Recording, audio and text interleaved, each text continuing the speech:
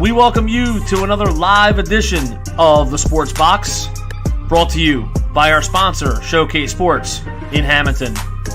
Showcase Sports for the elite athlete. And by our friends over at CrowdPlay.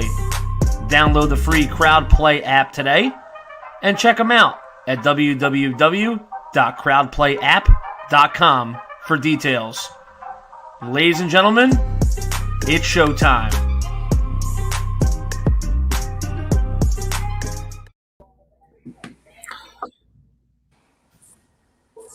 Here we go. Where'd Paulie go? Man? There he is. What happened, Paulie?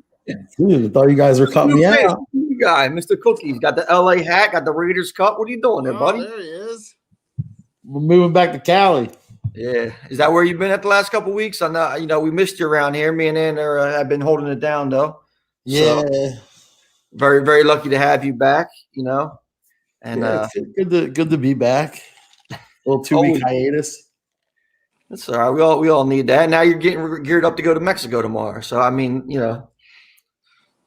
be back for next show, though. I'll be back. Do you know any Spanish? Let me ask you that. Do you know any Spanish? Okay, también ven aquí. Whoa. All you gotta say is "Mira, mami, ven aquí, dame beso." That's all you know. Now I heard that it was just. I heard you say that. I don't know what it means, but we got an inside scoop that it was just "Mommy." Yeah, but that's. I don't know what is that like a cat call? That's not sealing the game. That just gets that's just like a little cat whisper. You don't cat call. Real drill gentlemen will do that. Listen, say it slow. Mira, mami. Mira, mami. Dame beso. That's all.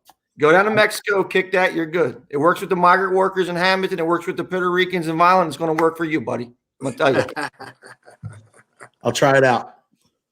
Take it from a vet. So, what's up, Chris? Hello, Chris Fallon.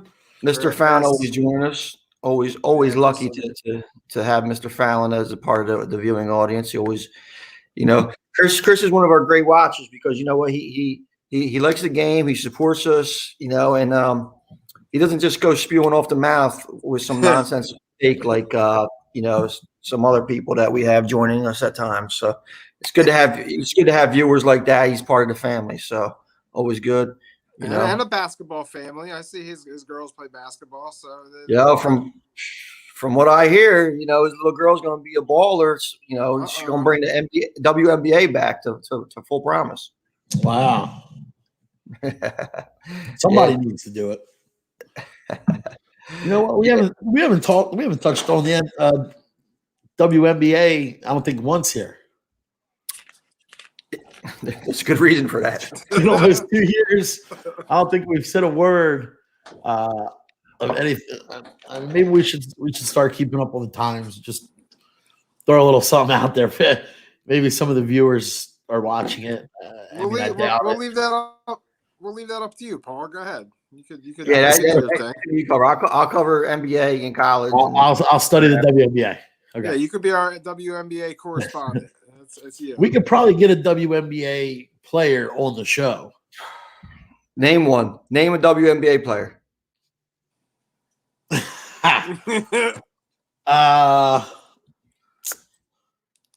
Man, I don't know. Exactly. So let's see. All right. I do know a lot of them, but I don't know. Going to something a little bit more relevant, right? Our man that had Mr. 42, right? He put up Jackie Robinson's numbers the other night. Is that a career? Is that a career high for Ben? In a loss. What was that? Is that a career high for Ben? That is a career absolutely. High. Yeah, absolutely. But when'd you ever see that, Paul? Come on. 42. Yeah, there you go. Brittany Griner. Shout out. There you go. Yeah, Ben Simmons out, fresh off of what we said, career high. Unrelated COVID illness. So that's good. Illness unrelated to COVID. Is that the politically from what I hear, he was out partying too much, has a stomach ache and all that kind of stuff. But it's just weird. Like we get a great We get it. We get a great performance from Ben. Excited to see it. He's finishing strong at the rim. Yeah. Knocked down his foul shots. Now Joel decides he's playing tonight, and now Ben's out. It's kind of. I don't know about you guys. When I've been turning on the NBA games lately, it's just like, okay, who's playing, and then you're disappointed who you're not seeing. You know, like we got Kevin Durant out last night, Kyrie Irving out last night. Harden is the only player of any value playing on the Nets team besides Joe Harris. He brings them all the way back in the exciting game. But at the same time, it's like, I got the dub. Where are these, you know, like it's like every game you have to figure out who's playing and who's not, you know, not even including injuries. So, I mean, Simmons is out tonight. I think it's a legitimate illness, but we know Joel hasn't been having legitimate illnesses, and you see how it affects the Sixers. So, I mean, what do you guys think about this? I mean, I would say, they just showed a video of him and Embiid walking together into the stadium. So, I mean, if you're that sick with the whole time of what's going on, I mean, even if it's, how'd you say it? I have to say it, unrelated to COVID, illness unrelated to COVID or whatever. Illness unrelated to COVID, you would still think. I mean, maybe you stay home, you don't come to the arena. I don't get the reason why he's there if he's that sick, but. Yeah. I mean, if he is resting, I mean, in today's game, do they just come out and say that he's resting? It's well, we had this discussion a little bit before the season when we came out and said, listen, the NBA said there's going to be some more load management because of they're going to allow for it because there's not going to be as many fans in the stadiums, which I think now next week New York. Knicks and the Nets are going to be allowing stadiums, so that's going to be 14 teams. In that's allowing fans. New York's allowing people into their stadiums. Yeah, starting next week, I believe. So they said, listen, we're going to allow players to rest a little bit much, but it seems like it's getting out of hand a little bit. You know, I mean, you got Blake Griffin and Andre Drummond are going to be sat until they're figuring out what they're going to do. Traded with them. So it's like one of them things where it's like, man, what we got going on here? You know, it's definitely frustrating. It's really frustrating, but these guys are just picking their spots, especially teams that they know they're locked in for the playoffs. So they're going to do everything they can to rest these guys and get them prepared just to go full strength at playoff time. So you're going to see it all year. I mean, look at the Nets. I mean, they got a game with the Lakers coming up, and I'm surprised Durant's not playing. They're saying now against the Lakers tomorrow night. So they said Durant was out. Durant's out the next 2 games. When's Kyrie come back? But it's you frustrating. You look at the person who's not doing this. Hasn't missed a game all season. The epitome of who players should resemble and try to be like. Just LeBron. I mean, what's he now? 36. Oh, is he? I mean, you're a big LeBron fan, but yeah, he's like 36. 36. He's playing. I mean, he's getting a little bit of a minute restriction, but I mean, he's not sitting out any games. Well, that's pretty nice of him. You know, it's kind of rare that he did it 4 years ago. Yeah, that's what I'm saying. It's like it's kind of rare that you're like saying, hey, you know, he's not sitting out any games. Like it's like an accomplishment. Like they used to be the standard, you know. You're right. That makes me sound like pussy. You're right. I'm embarrassed that I even complimented somebody on not sitting out a game. So and when you think about it too, like if we go on how you're right. And if there's any player that has a right to sit out a game or two, it's LeBron James. It's LeBron, yeah. I mean, so and if you look at the model that they went through last year with the Lakers to win for championships, okay, they LeBron pretty much rode Anthony Davis during the regular season. He sat back, he let Davis get his shine and everything like that, but LeBron still controlled things. He ran it, he had a nice. But, you know, he wasn't having the entire game every night on his shoulders. You know, he could shuffle that off to a little bit younger Anthony Davis. Then and you see when they went into the bubble in the playoffs, and it was LeBron's time. It was his time. They went and they got the dub. Now if you've seen a couple years ago when LeBron had to shoulder the load, when it was Kuzma and these other guys before they got Anthony Davis, then he broke down and he got hurt. And then that was the end of that season. Mm-hmm. So, I mean, is there any concern that LeBron carrying the load is going to be detrimental come playoff time? Well, that's where we're at right now. It's him and then cast around him, Kuzma, Harrell. He played well last night. Schroeder, they both played well. I think talent-wise, they're better than those teams in the past. But I mean, LeBron's going to have to shoulder the load right now. It's just and he's used to it. That's he's built for that, and he's been doing it for so long. So it's no big to him. It's no big deal. I'll tell you what, the Lakers do not want him to have to carry this load. I can probably guarantee you he will start resting if Anthony Davis is. What's the extent of AD's injury? I mean, I haven't really. Well, that's the scary part. Yeah, they don't know. If he's going to be out for a while, I mean, I don't think he is. If he's in and out for the next remainder of the rest of the season, I mean, they almost have to rest LeBron and not really. The home court advantage is shot again. You don't really have the full effect of home court advantage. Yeah, you got to go travel, but you don't have the players in the arena. I mean, if I'm Lakers front office or Frank Vogel, I mean, you almost have to rest LeBron and get that team fully 100% ready for the playoffs. I mean, they're all veterans. They've already had a season together. I mean, Montrezl Harrell, those guys need to get a little bit more accustomed playing with these guys. But I mean, it's AD and LeBron in LA. Those guys. The thing is, though, I mean, you guys saying LeBron. Chris says LeBron. Lakers are strong even without Davis. But if you start sitting LeBron and Davis is out, and the reports, Dan Blakely, welcome to the Sports Box family, Dan. Appreciate you guys. Check him out on Cage My IQ MMA show. He was pretty good at debut this week. But he mentions in the comments that AD's out 2 to 3 weeks, and that's the initial report. But from what I'm actually hearing is it actually could be quite longer than 2 to 3 weeks. Yeah, they're playing it safe. It's the Achilles, and we all know ad nauseum that I'm just got back from physical therapy for complete reconstruction on my Achilles, and with Anthony Davis, they're taking it extremely slow. I think that 2 to 3 weeks is going to be a little bit longer. If he's back by the All-Star break and that kind of stuff, I'd be surprised. But when is the All-Star? It's another how many? When's the All-Star break? How many weeks away? It's March 17th, I believe. Right, so probably almost a month. I mean, and I bet you he don't come back till after the All-Star break. Yeah, that's what I'm saying. So that 2 to 3 weeks is been optimistic. And when you look at the roster for the Lakers, you take out Anthony Davis out and you take LeBron out for load management. Okay, you're left with Kuzma.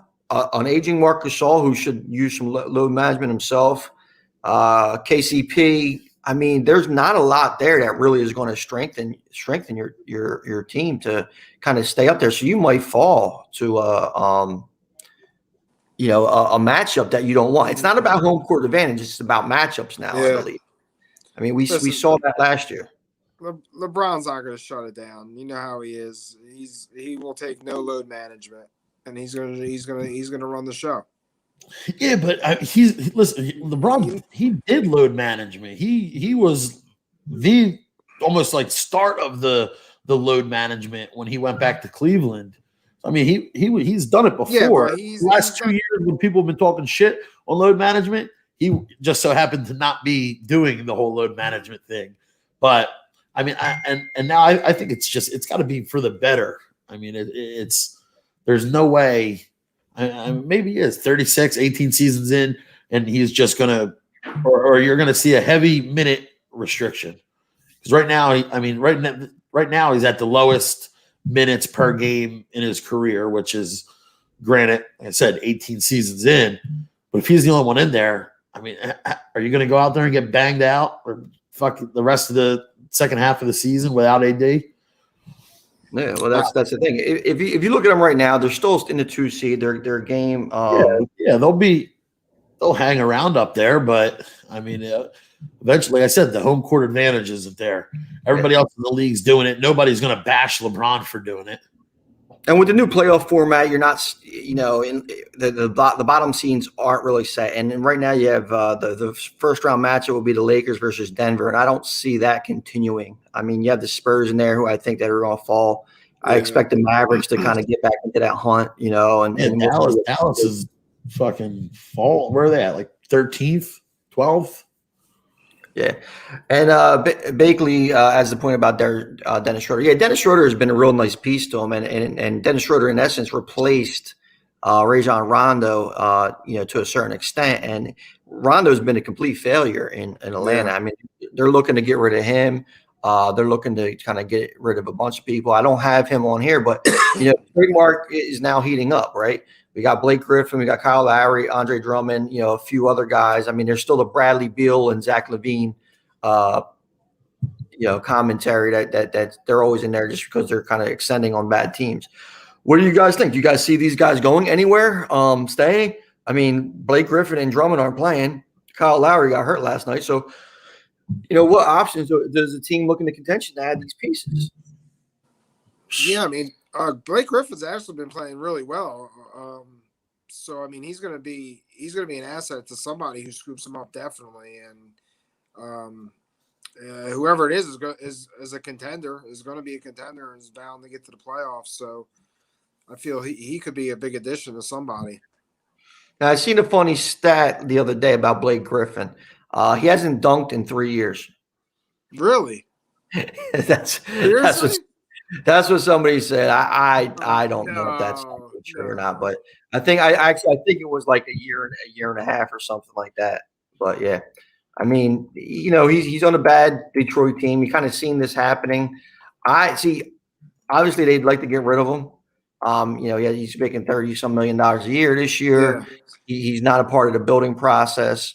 But when you look at it, we kind of knew this even before they got into the situation, right? So why not try to trade him for some assets before the season so you could go into the season and just have a young core and build. And I agree. He is playing a little bit better than since he came back. But I mean, what would be a good fit for Griffin?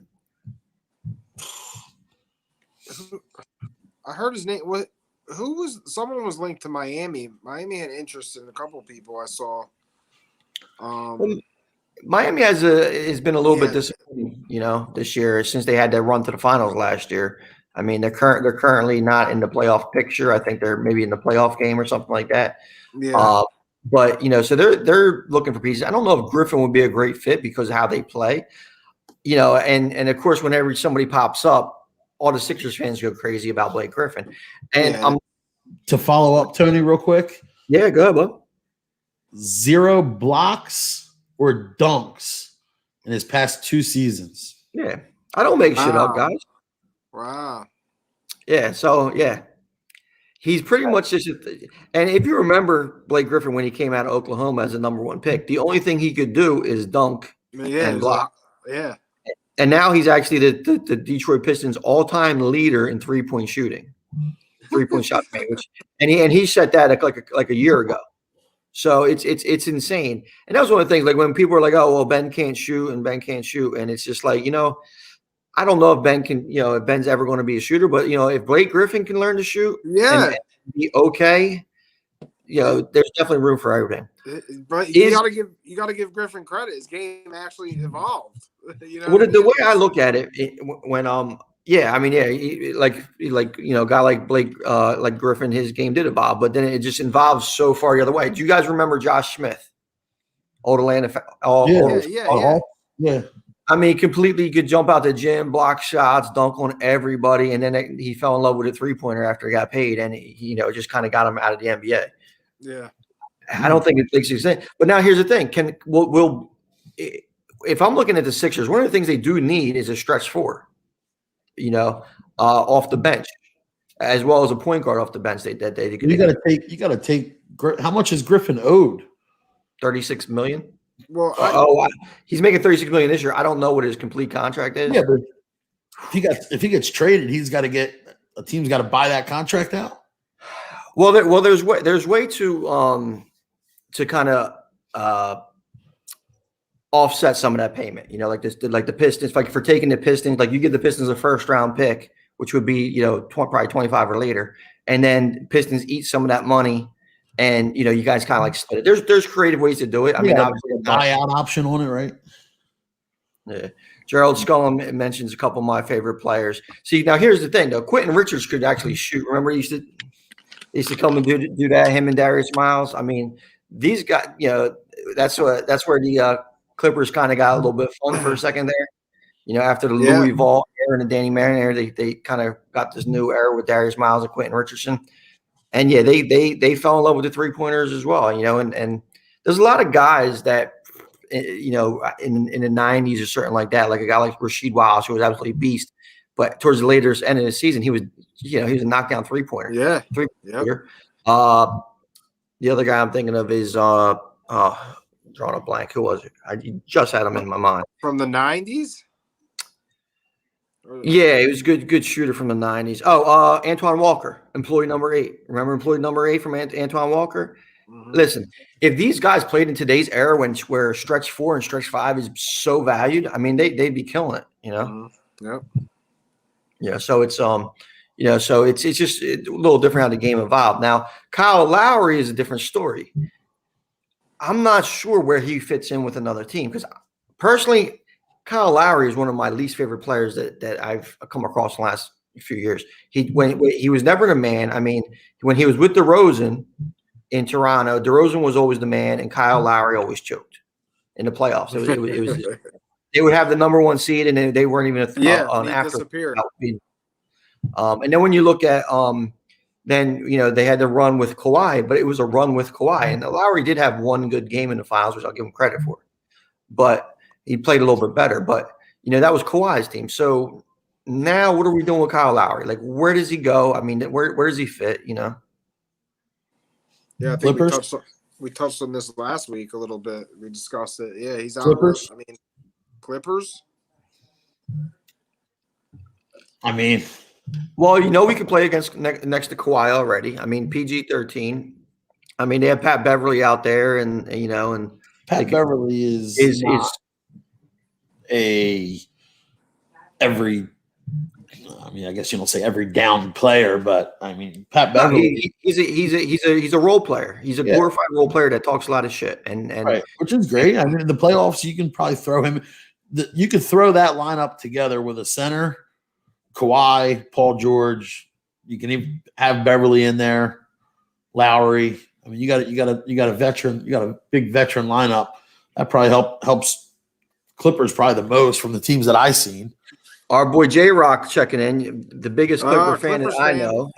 Yeah, absolutely. Blake Griffin crushed him when he left LA. Yeah, J-Rock, we know you're a big fan of the Lob City, Chris Paul, Blake Griffin, that DeAndre Jordan. That was a fun team to watch. I mean, I think everybody liked that team, but at the end of the day, they didn't get it done. But it was just weird to see Blake lead like that. Another Andre Drummond. I mean, what do you think about Drummond? Drummond, I mean, he's a to the Nets. What's that? The talk is that he's going to the Nets. To the Nets? Well, it makes sense since they lost, what's his name? Jared Allen? Jared Allen, yeah. So it'd be a nice replacement for them. Another guy I'm seeing on the market is Rudy Gay. What do you think about Rudy Gay? I've seen that I've seen that name come up a little bit, and it was just a little bit weird because, the Spurs are right now fighting for a playoff spot. So I mean they're in the playoff mix. So why would they want to get rid of Rudy Gay? You know what I'm saying? I mean, it seems weird. Like Spurs are in a tough position as an organization. They have zero shot of winning a playoff. Yeah, they're like right in between. LaMarcus Aldridge is aging and really doesn't have quality trade value at all. He just. So it's like, what are they trying to do? These are like the guys who are Sixers fans or anti-processors that didn't really understand what they were doing. Like they're looking like a Sixers team before the process. They don't have as many horrible contracts, but the Spurs are just they're in no man's land. Where are they going to be, a 7th and 8th seed? But they're not good. Maybe a 7th or 8th seed. Well, that's just saying. It depends on who. So last year they didn't even make playoffs. What's that? They didn't even make playoffs last year, right? No, but they're currently in the 6th seed. They're 16-11. I mean, they're only one game out of the 4 seed. You know, I mean, I expect teams like the Mavericks, the Pelicans, the Grizzlies to surpass them. I mean, we're waiting for it, but so far it hasn't happened. So if the Spurs blow it up and trade Rudy Gay, what are we looking at, as far as like their future doing? Like, what are they doing? Pop retires and then they do a rebuild. Then they tanks to get Tim Duncan again like they did last time. Because I don't see Pop at this stage of his career trying to coach a rebuild team. Absolutely not. Yeah, then what you're going to see is your first female coach in Becky Harmon. Yep. And they'll never get a free agent, and they'll never she'll get crushed. I mean, it's the players league anyway, so she's going to fall into a shitty team that's going to have to. Yeah, look, we got Mickey already throwing his picks in. We're not at that portion of the show, Mick. But no, you'll have. She's going to get left. She's going to get left with a shitty team that's going to kind of have to go through a rebuild, and they're going to get crushed, and she's going to have a terrible season or two. And this cracks me up though. As far as Biggie said, his part about Spurs are building around Dejounte Murray. Listen, if rebuilding around Dejounte Murray is your game plan in their future, Pop just aged another 60 years. I mean, I love Dejounte Murray coming out of the draft. I mean, he was that typical combo guard, great length, but he has the brain of a doorstop. And he's not the guy that you really want to build your franchise around. So he'd be a piece that I'd like to keep, but he's teetering on one or two wrong moves out of the NBA because he's just one of them guys who just doesn't get it. So it seems like he's improving this year. He's kind of focused a little bit, kind of like we just talked about Detroit earlier, Josh Jackson. Yeah. A little bit similar. I think Murray has a better supporting cast around him and support system. They have our boy from Philly, Lonnie Walker Jr. I mean, he's been in and out of lineup, banged up and stuff like that. But I mean, he's another young player there. But the Spurs aren't a contender, for a long, long time. A long time, yeah. Let's talk about Duke real quick, Mickey Carr. I know he's talking about betting on him, but we know what happened the other day. Carolina beat. But here's the thing: that just sat out or sitting out for the rest of the year. Well, that's the thing I wanted to mention when we talk about Duke real quick. Is Jalen Johnson? He was a kid that banged up. He was a prospect. Hasn't played well at all this year. I mean, his draft stock is pretty much cratering. And he opted out. What do you guys think about that? I mean, the guy, the Duke is not going to make the tournament. They're having a tough season, and he ain't getting paid to play at Duke. Well, that depends on your. Oh, maybe he is. Oh yeah. Allegedly or legally, he's not getting paid. So, here's the thing. So excuse? I don't blame any of those college kids that do the whole sit out and wait. Like, look Bosa did it. Bosa was kind of like the first guy a couple years ago that sat out, got the high value draft pick, stayed where he was based off of the season before.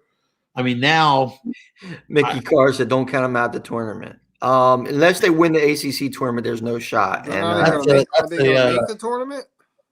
That's an old school. Unless they win the ACC tournament, which they have an automatic bid if they win the ACC tournament, there's no way that they make the regular season tournament. But we said this about UConn back in 2012, and they won a tournament.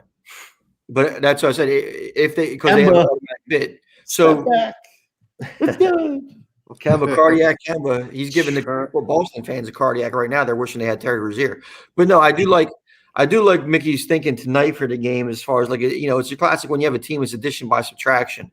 I mean, Jalen was a problem down there for the most part. Just never didn't fit in, didn't buy in, didn't like his role. So when you're looking at like that thing, I mean, they could have a nice bounce back game, and you guys can make some money tonight. When they're playing they're at Wake Forest, which is a good team. But Mickey Carr's riding that Florida State win over Virginia. Florida State sleeper. That's Mr. Chuck Graziano. Nice. Chuck, sorry, I thought that was Florida State sleeper. I'm thinking he's talking about a sleeper for the tourney. NCAA. We talked about Florida State like a couple weeks ago when we were talking about NCAA. I think it might have been our first show. But getting back to Jalen Johnson, right? He was supposed to be a top 10 pick. He's not even projected in the 20s now. If you're an NBA GM, do you want to see does this? I mean, he in essence quit on his team, okay, and left. Now, whether you think it's okay or not, because he's a college kid not getting paid, that's one thing. But do you take that in consideration as an NBA GM? Oh, absolutely. Plus, I mean, he wasn't playing well, so. Right. I mean, so the tape shows you're not playing well. I mean, and as a player, knowing that you're not playing well, you're satisfied with just saying, okay, I'm just going to stop here and see what happens. Just that mentality alone, I don't like. I'd want to prove myself more than what he has. Well, that's one of the things that is interesting about it too, because isn't he hurt though? Doesn't he have like a lingering? Well, that's or ankle. From what he does, but from what I'm hearing, if he was playing better and had a better role, he'd be a lot less hurt from here about that injury. And that's another thing to think of. Now, if you look at a situation like as far as like Cole Anthony last year was on a horrendous UNC team. He was pretty much the only offense. He gets hurt, misses games, and he could have easily sat out. And when he comes back and he plays and he gives his all, and did it hurt his draft stock a little bit by him coming back and playing because he was a little erratic, stuff like that? Yeah, it did. But he's having a nice rookie year. Now here now when you look at it though, why are these guys are going into college labeled one and done? Why are they one and done? What's to prevent Jalen Johnson to sit there and actually work his ass off at Duke, which is premier? You don't have many better facilities than Premier. So why do you have to be a one and done? Okay, it didn't always work out, but now you're leaving. I mean, did he not go to school did he not go to class or do anything? Yeah. And he's going to be, kicked out, ineligible? Probably not. I mean, I went to D1 school, had class with basketball players, all that nonsense on the practice squad bullshit. It's not much homework being done. It's not much schoolwork being done. And I'm sure at Duke it's even more than that. So why does he have to be one and done? How come we just can't come back? It's not Coach Calipari throwing you out the door like he does every class. Coach Cal wants you to get one and done and get out. I don't think Coach K has that true model. So why not keep these guys, and say, hey, why don't you bear down and suck it up and, can stay there for another year. I mean, he does have a history of transferring and stuff like that in high school too. And, it seems like it's been the motive for this kid. I mean, it's easy. It's the people around him. It's people in his ear. I mean, these kids are being pulled by adults, by other coaches. There's all kinds of things going on around them that they're like 18-year-old kids. It's like, I mean, you have tough decisions to make. I mean, it's understood. I mean, personally, me. I mean, if you're held in regards to this great player and you're at Duke and your team's shitty at Duke, what's that say about you as a player? So I don't know. It's just a tough situation, and it's just really there's people in his ear. Yeah, well, yeah, you hit it on the head too, because I mean, listen, there's the tragic story of Lenny Cook, and actually, Lenny's the South Jersey guy, and he had a lot of bad advice, and he's got a special podcast and book coming on. I'm hoping to try to get him on the show, within the next couple of weeks. But he was a classic example of just bad advice, the wrong advice, people in your ear. This kid Johnson and thousands of other kids, they have these other, and I see it at the high school level too. Yeah. Oh, he's not starting. Okay. Well, now we're going to go and play for this school. Oh, okay. I don't like my minutes. I don't like my shots. You have your mom, and then here's the other thing. You have every other coach now telling him, oh, well, you come here. I'm going to, do this and that and this. Yep. And it gets in these kids' ears and it festers. Now, every now and then you got to, somebody has to set these kids and give them a dose of reality.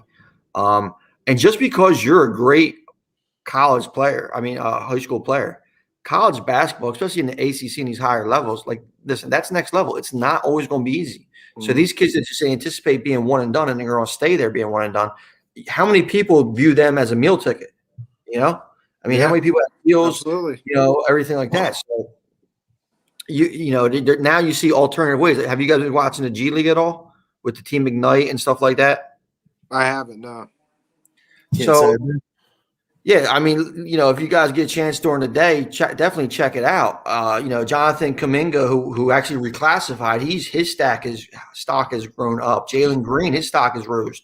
So, it's playing against guys who have been in the NBA for years or older than them. So, it really helps these guys out a lot. We're going the G League. That's like the secondary college program for the NBA, right? It's like you're not really classified. Listen, so the G League is the minor league system. That's pretty much what it is. It's like AAA. Like you're not like single. Like no. There's number one draft picks that are playing in G League right now. Okay. Look at Sixers. Paul Reed. He's been going down there. Trying to think out. Cassius Stanley. We were just talking about Duke. He's down there. There's a lot of first round draft picks that go down there. It's a little different now. So, this Team Ignite that they put together are high school kids that are trying to get in there. That or foreigners that are trying to get in there. And Chuck Graziano mentions him as Kuminga as a Jersey boy. We're going to go a little bit on a Jersey boy thing. He played at the Patrick School. Not really a Jersey boy. He's recruited in there and stuff like that. If you know how Patrick School does things, but we'll take the credit. Just like Kyrie actually funds that school. But real quick, I must be high. I don't know why I thought there was a D League and a G League. Well, they changed it. D League to the G League, but weren't they just talking about putting like another league in pretty much that's like a minor league system, but you don't have to go to college. This is the team that they were talking about is this Ignite team. So now high school players, instead of if they don't want to go to college, they don't want to go to overseas, they could actually go into this Ignite team, which is it's a part of the G League. Gotcha. But you're not associated with it. It's pretty cool to watch. And Bigley mentions here about Mark Few. Jalen Suggs is one of the kids who went to top option for was he Gonzaga, right? Gonzaga coach. Yeah, he's like probably underpaid. What's that? He said he's probably underpaid. He's been there a while now, right? Listen, Mark Few is probably at the apex of coaching right now. They've been dominant for. Since he's got there anyway. He's been there. Listen, he puts together teams with the right way. If you look at their team, you have Jalen Suggs Jalen Suggs physically looks like George Hill. If you guys seen George Hill play, but he's just worlds better than him. He has a great feel for the game. It's like it's like one of them things where he was one of the first top 10 classes out there. But Gonzaga. Ever since the Adam Morrison craze, they haven't really had too many high draft picks. But when you look at Gonzaga's team itself, Kispert, Timmy, their center, they got Ajay. Those guys, it's probably the best team that I've seen in NCAA probably in a long time. If they don't win the NCAA tournament this year, I'd be extremely shocked. But that's the beauty of March Madness. One bad game, you can get it. Yep. Our boy Henry here asking about Denver. were to acquire Bradley Beal? That's a tough question. They need Jamal Murray to step the fuck up. Yeah, Murray isn't having. He's not Bubble Murray He's this not year. Bubble Murray. No. That's for damn sure. Jokic is out there balling out. I mean, they really need Murray to. I mean, one, I don't think Bradley Beal is going anywhere. He's the leading scorer in the NBA, and I just don't see Washington trading him. Everything around it says that they're not trading him. Is that kind of the consensus right now? He's not going anywhere. It's like the Deshaun Watson effect. He might want to go somewhere, but we have the rights to him. He's not leaving. Hey, Washington got a $10,000 bet to win the championship this year. So, you see that? Did you see Yeah, it was that? probably Mickey. Set it on fire. 10,000. Some guy bet $10,000 for him to win. Yeah, I mean, I think Bradley. Crazy. I think any team that Bradley Beal goes to is going to drastically improve their chances of winning. Yeah. I mean, he's the leading scorer in the NBA. He's a sure bet all-star candidate. I know we'll get into that in the next 15 minutes here, but I mean, he's one of the best players in the NBA right now. He's going to help any team he goes to. Denver doesn't need the help if Jamal Murray would play as if Jamal Murray played when he was in the bubble last year. All right. But here's the thing with Beal. With Denver might be a very questionable fit. Okay, adding Beal, you're adding tons of scoring, obviously. If their starting five or their minutes leaders are going to be Jokic, Jamal Murray, Porter Jr., Bradley Beal, and if you want to throw Gary Harris out there or whoever, Millsap, whatever, that team might give up 145 points every night. I mean, Jokic is not a defensive center at all. Jamal Murray, he's barely wanted to play offense this year, as you mentioned. So he doesn't want to play defense. Beal is disappointing in him, and Porter Jr. as well. So it's like, yeah, but who are you going to get? They're going to have to get rid of one of. If you get Beal, a couple of those guys on that roster has got to go. It might be Michael Porter. Well, right. But that's Michael Porter, same thing though. He's one of the worst defensive backcourts in the NBA. He had a Porter bubble. He had a bubble season. Big step up. Who's the Sixers? I mean, he's not bubble Porter. I mean, is that what we call these guys now? When I guess everybody's bubble something. But you had Hoodie Mello. Now you have Bubble Porter. I mean, listen, Denver's a good team, and they should be right up there. I mean, who I don't think we're talking about enough is fucking Jazz, who are just on an absolute rampage, just blowing through teams, which is insane. They're shooting 7 more. I think it was like 30-some threes a game, 7 more than they shot last season, and they're statistically shooting better. Yeah, but can you sustain that? How long can they sustain that? I mean, they're doing it for the first half of a season. Yeah, right now. I mean, listen, they're a great team, and they play as a team. When you watch their games, man, ball rotation, everything runs so smooth. They're well coached, and I think they're a good team. They are, but I mean, and I think they shooting. So I think they play better with Ingles running the show than they do Conley. To be honest with you, Ingles is a really good player, man. I mean, because he just gives it a little bit of that. And Conley's having a lot better. Conley struggled last year, and that's why they made the move to Ingles being a primary ball handler. But, I mean, they're just on fire. And I think even better is they've been covering, if I'm not correctly, 18 and 2 covering, right? Yep. So good teams win, great teams cover. Yeah, look, there you go. They're shooting 42 threes a game on average and are 39% from 3. I mean, that's really crazy. Really good.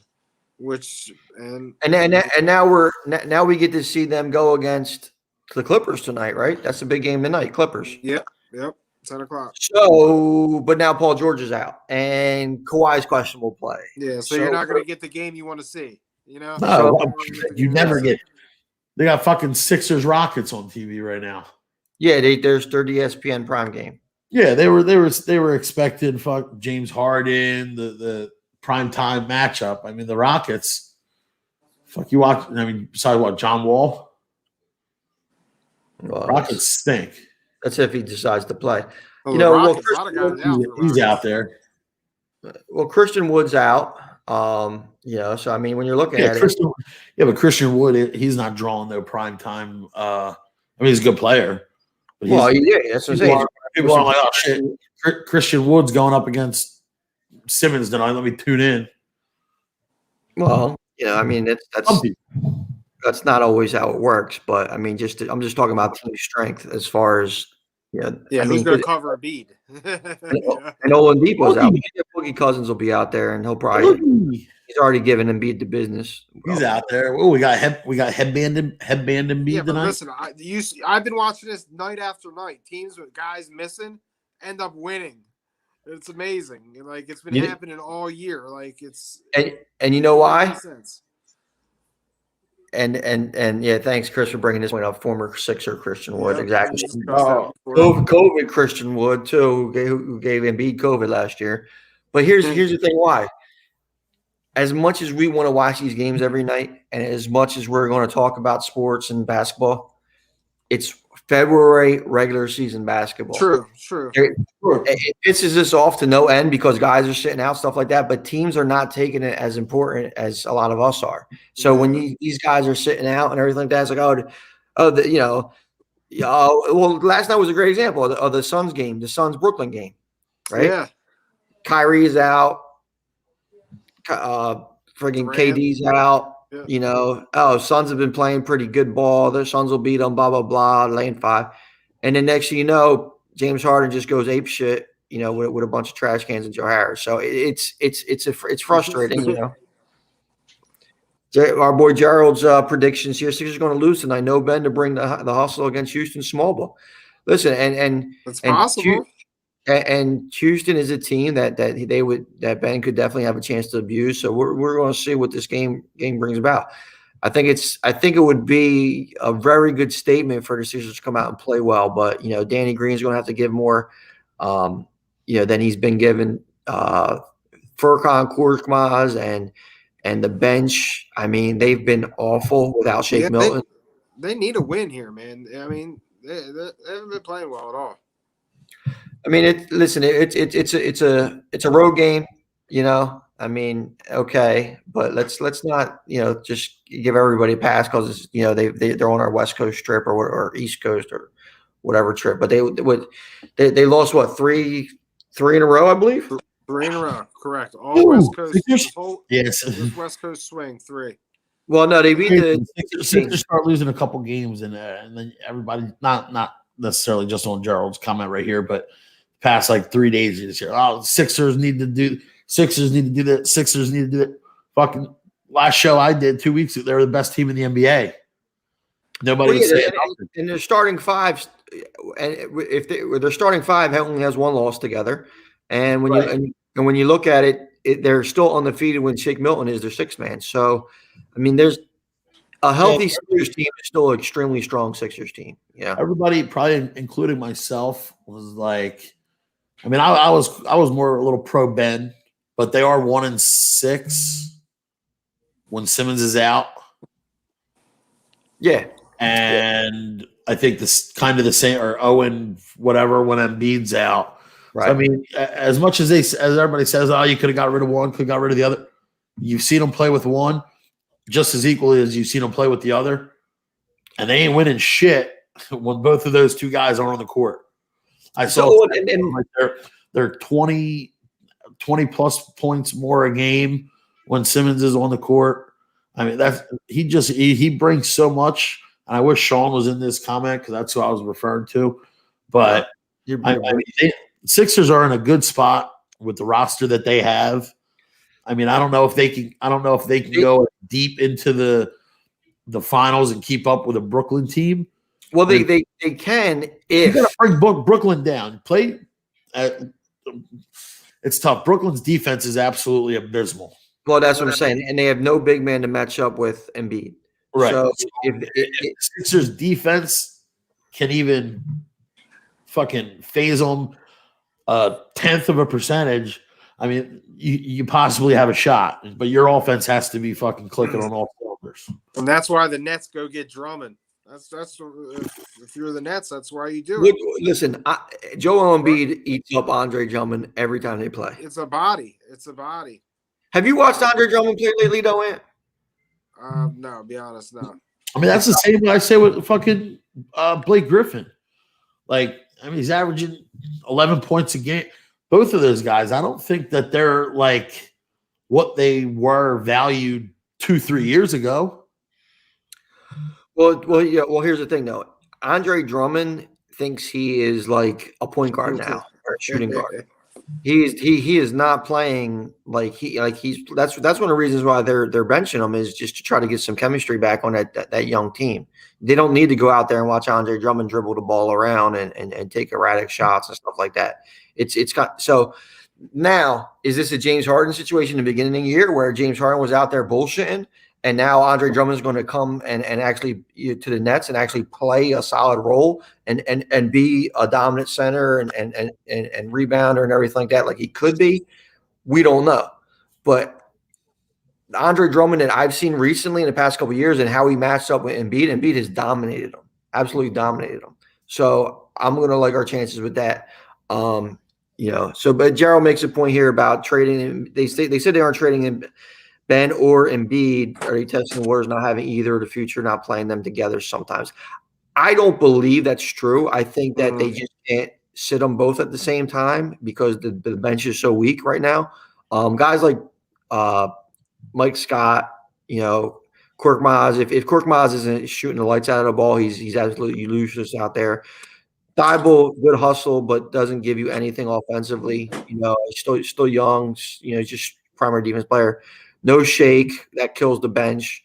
And then Tyrese Maxey's the only one that has kind of shown a little bit of spark, but he's a rookie and he's erratic. So I don't think you could sit Ben and Embiid both at the same time, and playing them. And the only way they could do is stagger, and they're playing February basketball. So there you go. We like to hear that. J Rock is bringing up the Celtics pride, right? You guys remember that movie, Paul? Did you ever see that movie? I know that's before your time. Celtics pride? Yeah. No. So basically, two Celtics fans kidnapped the Utah Jazz's best player in the final. You got to watch it. It's with Damon Wayans and who else was who were the guys who kidnapped him, man? You remember the movie, right? I remember. I can't remember the guys who did it. It's Dan Aykroyd and it's the other guy from Home Alone. I think he's dead now. Not Joe Pesci. No. The other guy. He's dead. Dead. I know you're talking. Yeah, I don't know his name. I don't know. He's one of them guys that you've seen in 1,000 different movies. Yeah, So come on now. I mean, Paul, you got to watch that movie. J Rock seen it. Let's get him on and talk about it. What's that? I said J Rock seen it. We should bring him on and talk about it. Oh, it's a funny concept, and that's what J Rock wants to do. He wants to go out there. He wants to poison KD. He died. He wants to poison KD. He wants to go out there and kidnap Kyrie and or Harden or whatever it is. Oh no! I thought the iPad died. Sorry. So I know.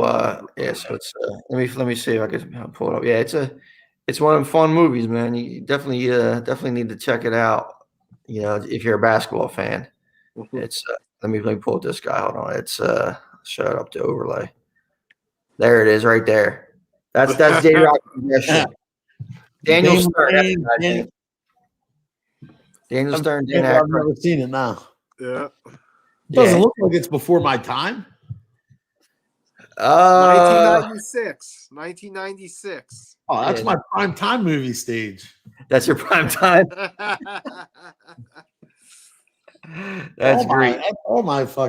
That's my genre. That's it. Absolutely. I've been following Judd Mac Apatow. McClung for a while. He transferred to Texas Tech. It's a question from Gerald. Does he go to the draft Or stay another year. I don't know. Matt McClung is exciting dunker, scorer. Was at Georgetown last year. I mean, he had plenty of YouTube highlights. I don't know what his draft stock actually is. I was gonna say I didn't know if he was the guy that I was thinking of.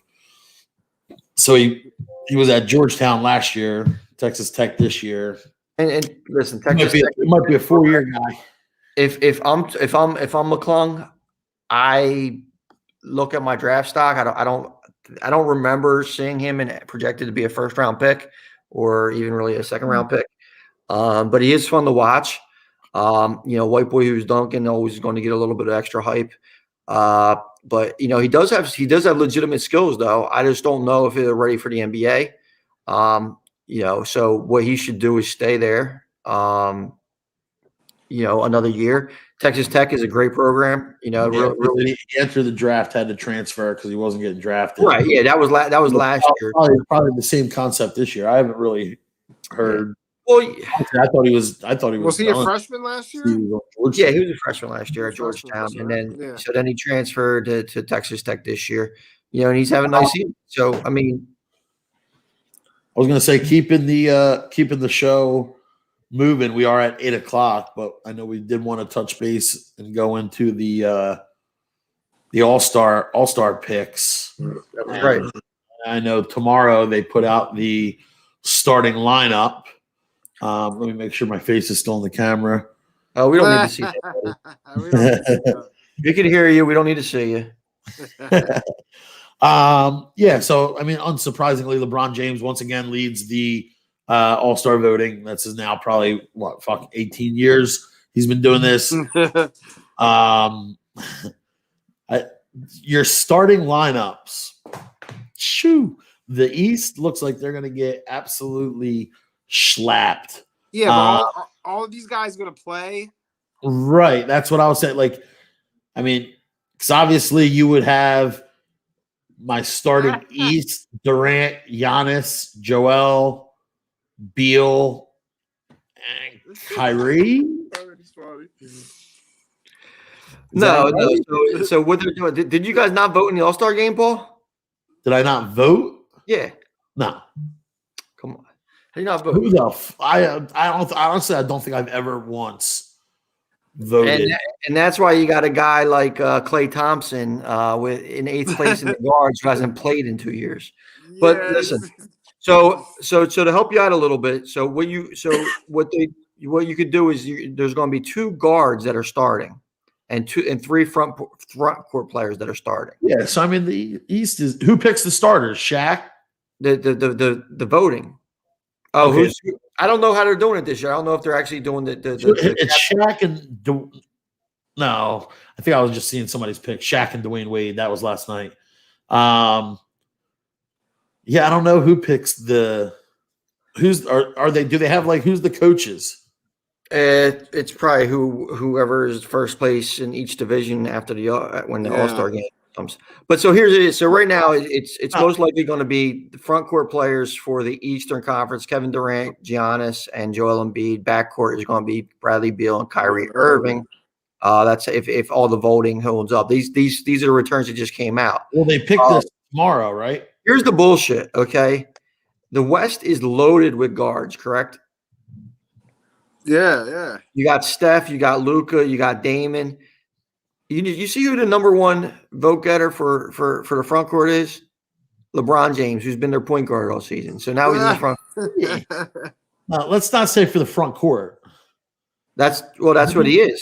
The number one voter for everything. Right. So exactly. So he's the. Oh, great. All right. Congratulations. I mean, did anybody expect anything less? How do I remove Tony from the stream here? I mean, yeah, but are you going to here's my question to you. What would your 5 be for the Western Conference? Okay, but here's my question to you before we shift gears here. Should LeBron James be as a front court player or as a guard? Where is he labeled at on the roster? He comes in as their 4. LeBron's a guard. That's Sure. simple. But on the team, I mean, he's listed as the 4 on the roster. Like they put out their starting lineup for. So this year, according to ESPN, he's listed as a small forward. So I guess they moved him to the front court, right? Because last year they definitely had him at point guard. Right. So they moved them back, this is very interesting. Right. So if he was listed as a point guard, I mean, I'm sure they would throw him in the guard. But still, I mean, what would your 5 out of the West be? 5 out of the West. If I'm see, and I don't like how my 5 out of the West should be Curry, Luka, Lillard, LeBron, Jokic, and I would go if I would put. That's how I would have it because I don't. That's what I said. Curry, Luka, Lillard, LeBron, and Jokic. That would be my 5, but they don't let you to do that. Right. We can't do that. Right. So you got to pick 3 front court players. I would rather go 3 guards and with LeBron and Joker. I mean, Kawhi, no. Anthony Davis, no. Paul George, he's been hurt. He's sitting out. I mean, Kawhi's having a good season, so he would be in their format now. My guards would be Curry and Luka with LeBron. Three pretty much point guards. I mean, Luka could kind of run that too. If small forward, Luka, he could play small forward. I mean, so positions. But my point is that the position shouldn't really matter as much because they went guards in front court, and it's just kind of like, well, why are there have to be certain like 2 guards and 3? It's convoluted, and I'm not a big fan of how they did it. But Christian Wood out there. Well, Gerald asked if Tobias got snubbed, and I'm going to say no. I mean, I like the improvement that Tobias is doing, but he's not going to be over a lot of these guys. I mean, Julius Randle right now is I don't know who the 10 is on. Well, it wouldn't be Tobias anyway, but I was going to say I don't know who the 9 and 10 are for the East guard. I can't see. Yeah, who is that? It wouldn't be Tobias regardless. But now this isn't everybody who's going to make it. No, this is fan voting. Just your top voting, right? They do what? 5, obviously 5 guys that are starting. How many people are on the bench?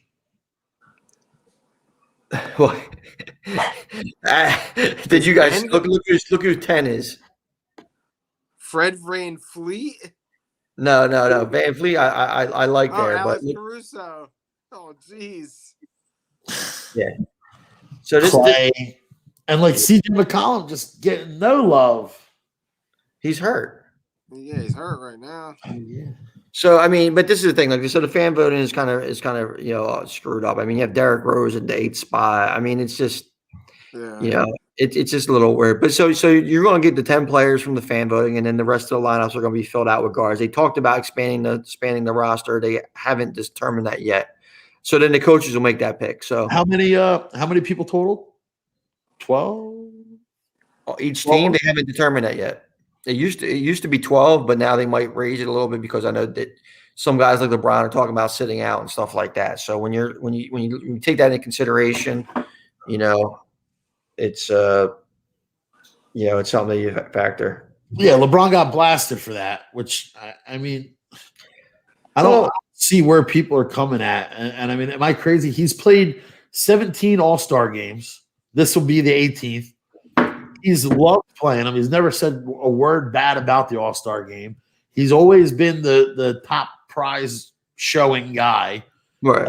This year you have no fans. You're in the middle of a global pandemic. Nobody can go to the game. The mayor of Atlanta is like, don't hold any events. Don't have anybody here. Don't come. Don't do this. Why have the game this year? Do like the Pro Bowl. Let the guy, if it pays a little bit more in their incentives, pick them and move on.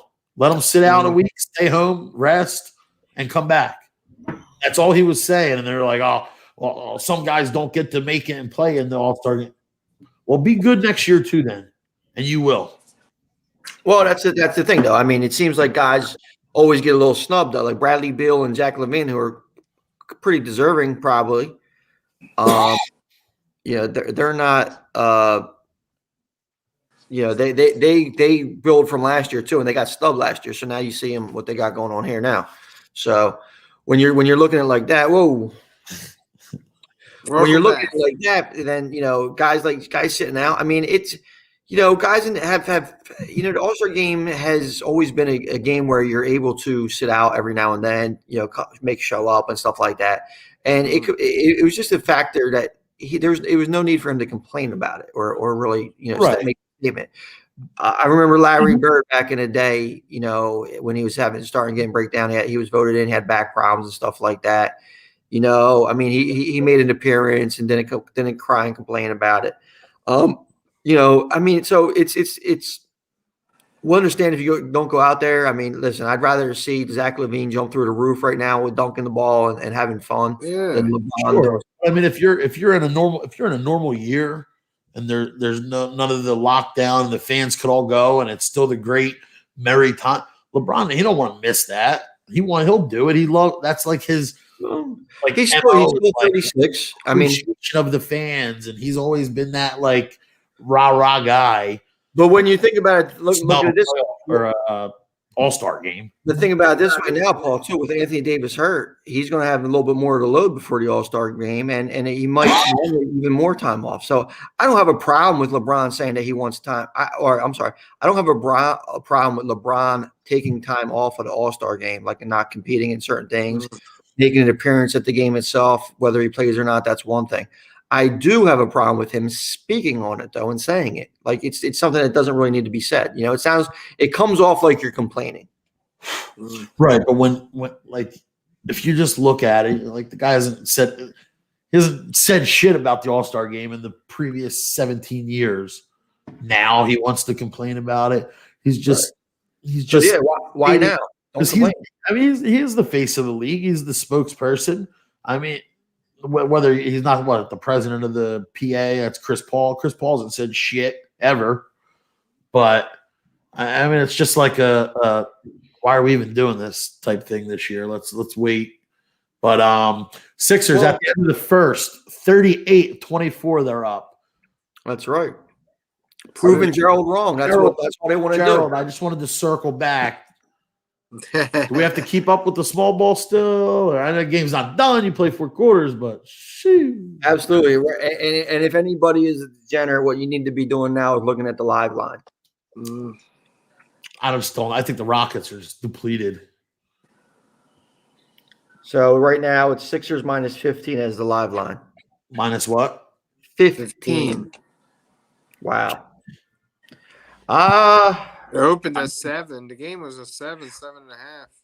Well, Chuck, you already been known. Live line 15. Yeah, it's not up yet, but I don't know. That's a lot to give up tonight. But yeah. So it's not 6.5 live, it's 15.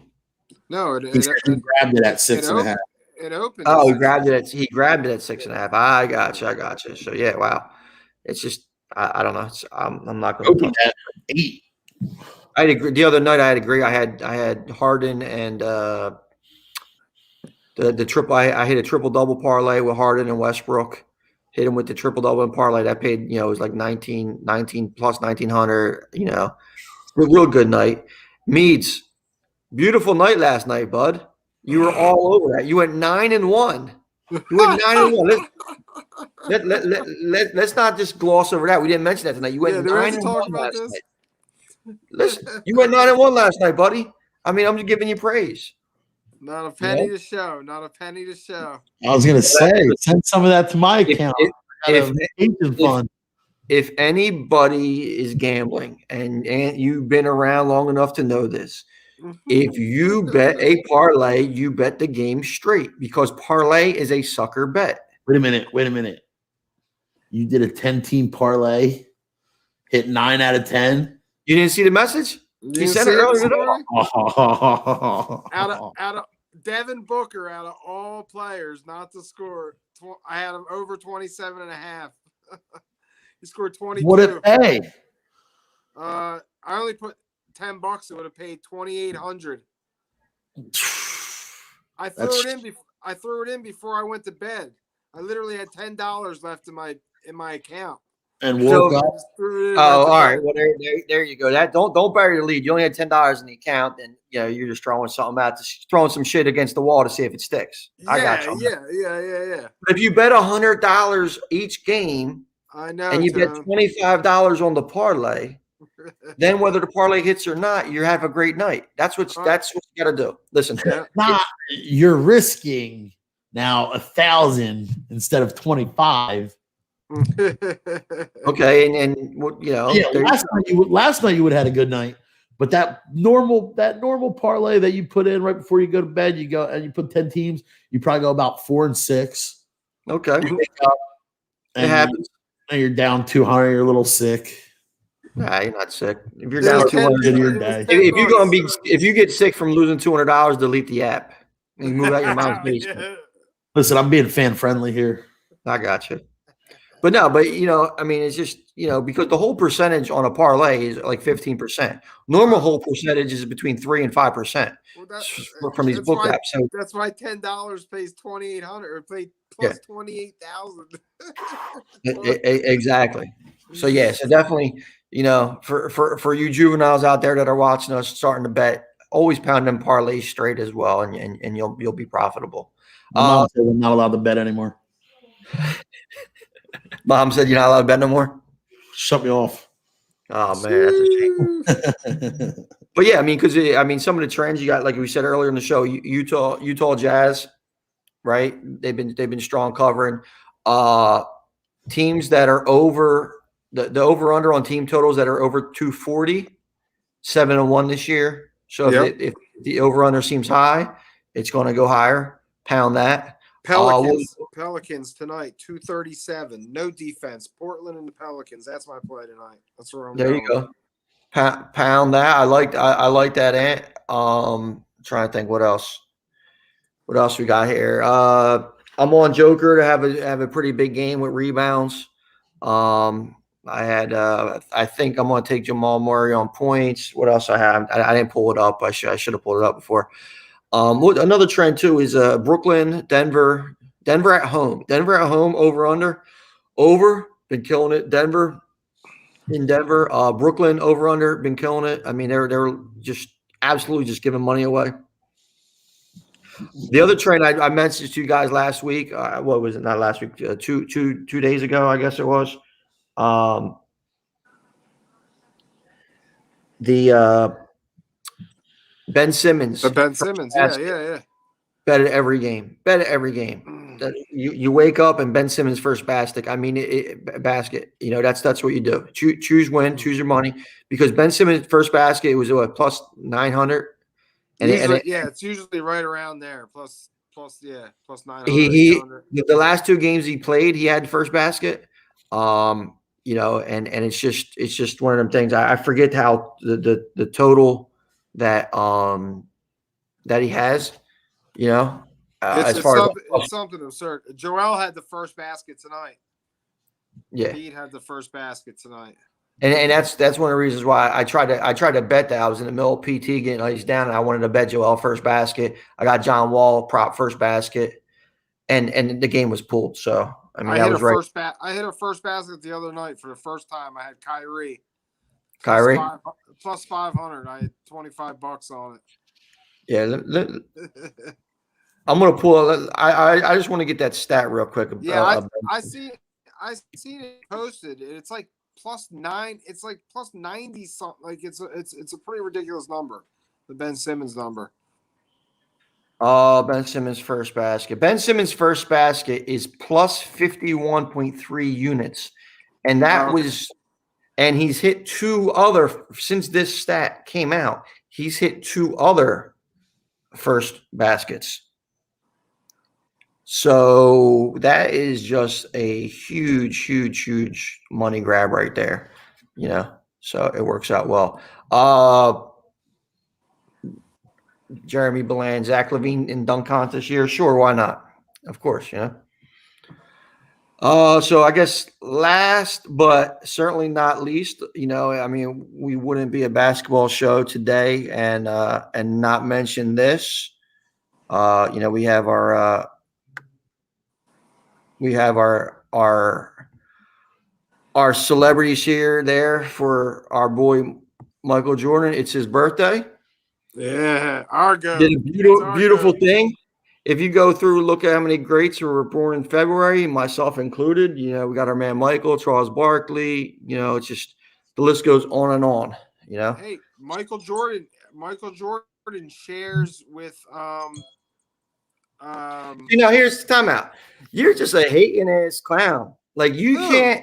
No one mention Michael Jordan, and it's the other way too. There's a post on Outside the Box today. No one can mention Michael Jordan without having to mention LeBron. But you know what? I kind of knew, Paul. You couldn't resist. So let me. So I gave you until you took it down. Okay. What here? How about this one? How about this one?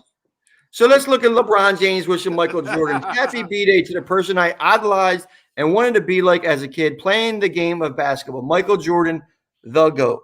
Signed, LeBron James. It's great that LeBron gets them because Michael Jordan birthday wishes. And, you know, when people talk about Jordan, they don't really need to bring up LeBron, but it was nice that LeBron to send his wishes out. So hold on, Tony, that was 2/17/12. Correct. And it hasn't changed. Before LeBron was the GOAT. We'll bring this up next because, you know, I mean, you really bitched out, you know, before that and said you called Michael the GOAT. So let's be like Mike. I mean, if you want to deny it, I got the video, bud. It's not hard. Called him the GOAT. I just said he'll probably always be considered the greatest of all time.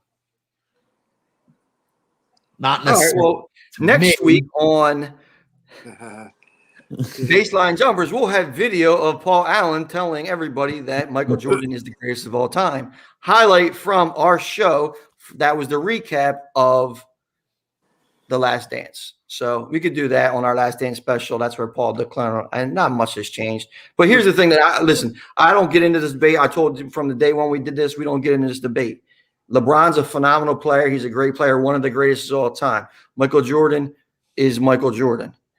People have to stop comparing them every time somebody talks about how great Michael Jordan is or how great LeBron James is. You don't have to bring up the other's name in the conversation. You can idolize these guys and celebrate them separately for their greatness. It does not have to be anything one hand. They never played against each other. They didn't even really play the same position. I mean, so it's like you're talking about what, you know, get these guys. You know, there's so many great players in the NBA, whether you're a Magic fan, Bird fan, Jordan fan, LeBron fan, or whatever, you could celebrate them without comparing. You want to compare Magic and Bird? Absolutely. They went head to head together. You want to compare LeBron and KD? Absolutely. Head to head together.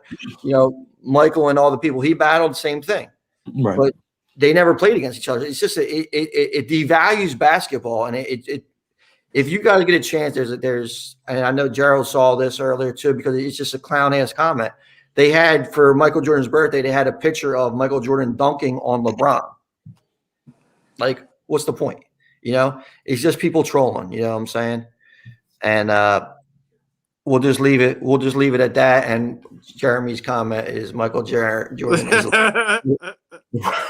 See, this is what I'm saying. Like LeBron James isn't a sheep. Just look at turnovers all the time. That doesn't even make sense, J-Rock. LeBron James, I mean, respect him, you know, show him some love. Like, it doesn't have to be hate.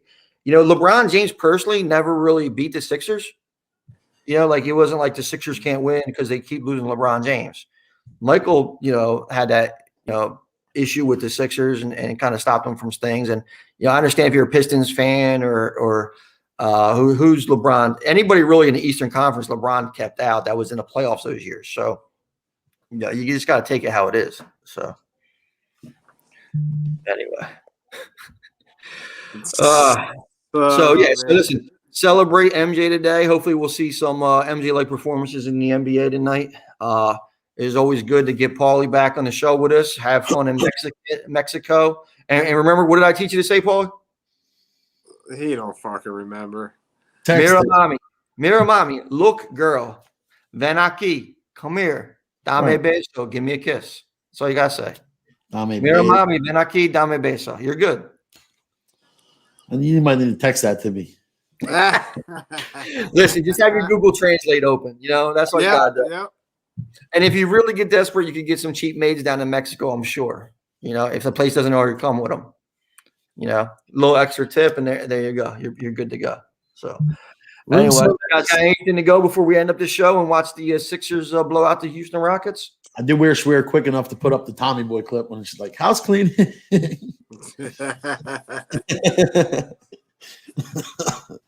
No, man, we'll be back next week. Hopefully with a lot more to. We'll have the official starting lineup, and the answers to J-Rock, the 15 questions he asked on if Zach LaVine was in the dunk contest. They don't have the dunk contest out and who's in it yet. No. I thought maybe Tony was going to jump on him for it. I didn't until now because we're getting off. But they don't have the results for it. He's probably will be in it. I mean, is he the returning or defending champ? No, who won? Derrick Jones, right? Derrick Jones won, yeah. I mean, and Derrick Jones flies out of the friggin' – I mean, that guy just has insane hop. He's not extremely creative, but, you know, his hops are just otherworldly and just extremely impressive. Quick breaking news, Tim Tebow has retired from professional baseball. Oh, man. We cover all – man.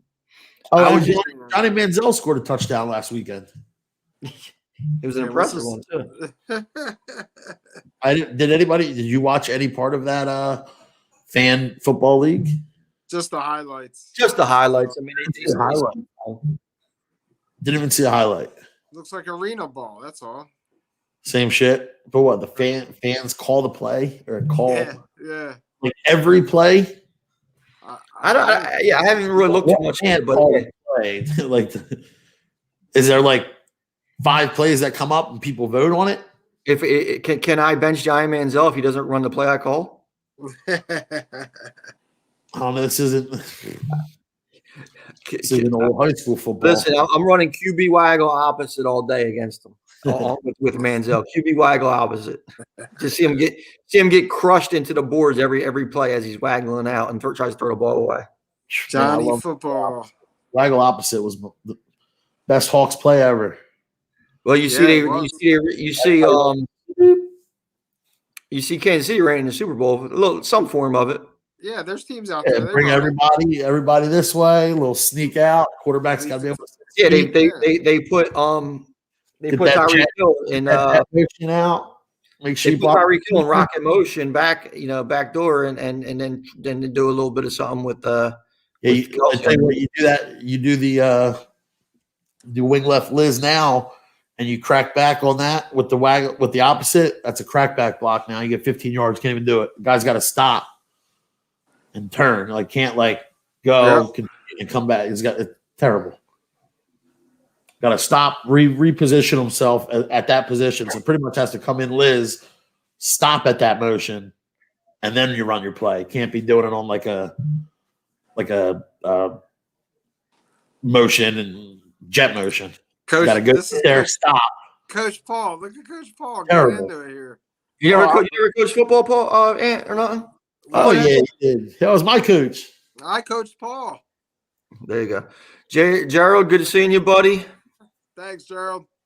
I guess he's going to get his KD up against you, Scoops. He said. Yeah, I'll be on. I don't know. I got to pack still a little bit. Dude, you know what? I haven't played since I got back from vacation. Went down to Florida. I haven't picked up the sticks. How was Tampa? Tampa was insane, man. I mean, Buccaneers won, which was a good thing for the environment. Yeah. It was real fun. I mean, that's how I was saying. Like the mayor of Atlanta came out and said, like, no NBA sanctioned events, no parties, no. She doesn't want the club promoters to host parties, and then the bars doesn't want. Tampa looked like a fucking madhouse. I mean, granted, it's small compared to an all-star game. Because the team won, like any like if the Eagles won, Philadelphia would be a madhouse. Florida isn't it the Wild West as people are making it seem as far as the coronavirus. I mean, they still had the mask protocols when you went in to eat. when we were watching game and stuff like that, to go up to, you saw to put the mask on to go to, to see. They didn't have they really didn't keep up the requirements, as far as like the seating limits, only 25% or whatever hell it is up here. Yeah. The places were full, but at the same time, it's not like people were just running around like a madhouse in bars. There have been some, but for the most part, it was kind of tame. I mean, but listen, it was a great time. I mean, 75 degrees and sunny. You're about to hit it, Paulie. It's probably about 85 where you're going. So I mean, you get out of this weather, it's 20 degrees today, and you're going to there, bro. Don't come back. You're just getting out in time. Tomorrow's going to be a mess. I hope we even get out. So listen, who shares a better birthday? So MJ shares a birthday with Jim Brown today. Yeah. And LeBron shares a birthday with Tiger. It's pretty cool. I'd have to give the edge to LeBron and Tiger on that one, just because Tiger's probably the best in his sport ever. Jim Brown is a phenomenal running back, but I mean, he's a top 5 running back of all time, but I can't say that he is, the greatest ever. So he may be considered the greatest athlete, Jim Brown, of all time. I don't put too much stock in Syracuse lacrosse and shit like that. I mean,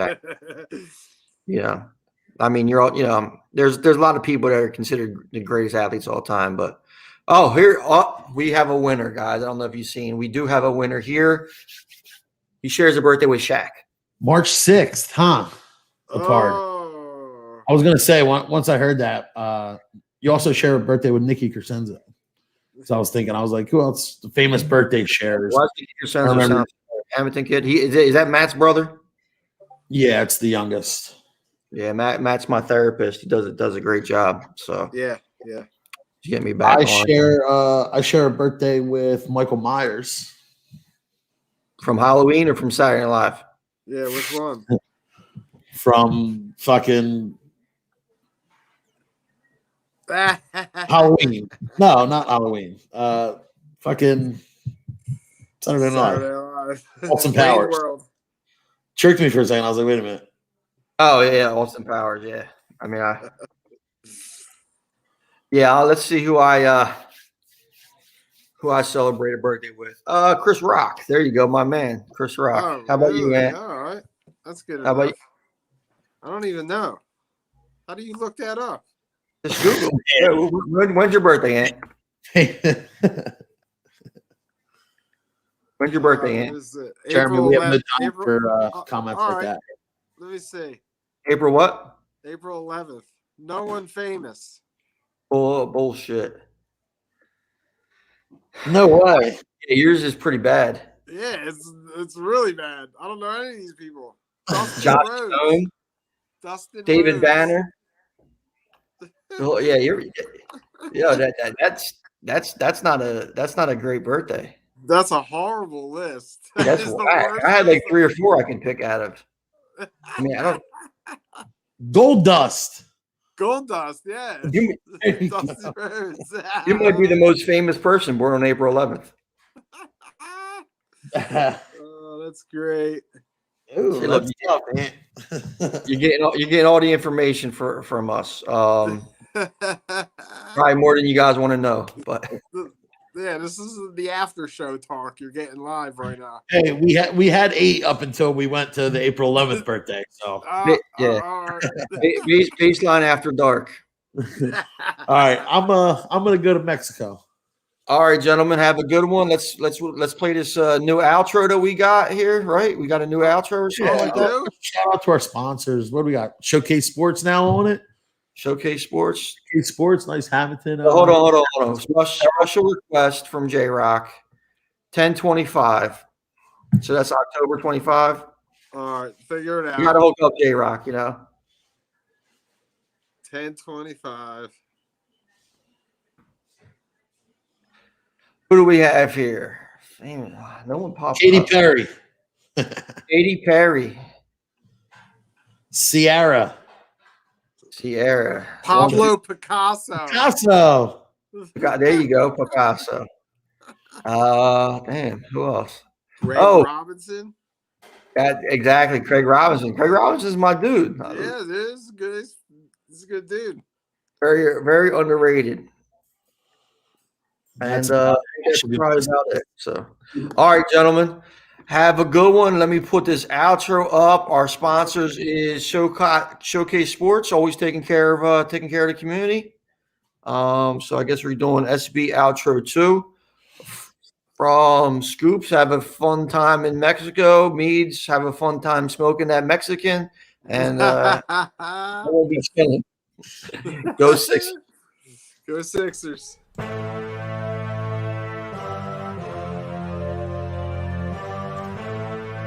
Thank you for watching this episode of The Sports Box. Please remember to follow us on all of our social media outlets. On Facebook at Sports Box Show, Twitter at Sports Box Show, Instagram at The Sports Box Show. Find us on YouTube and join Outside the Box, our Facebook sports discussion group. The Sports Box is brought to you by our sponsor, Showcase Sports in Hamilton. Showcase Sports for the elite athlete. And also our friends over at CrowdPlay. Download the free CrowdPlay app today and use promo code THEBOX at sign up for 10 free points. Thanks for joining us this evening.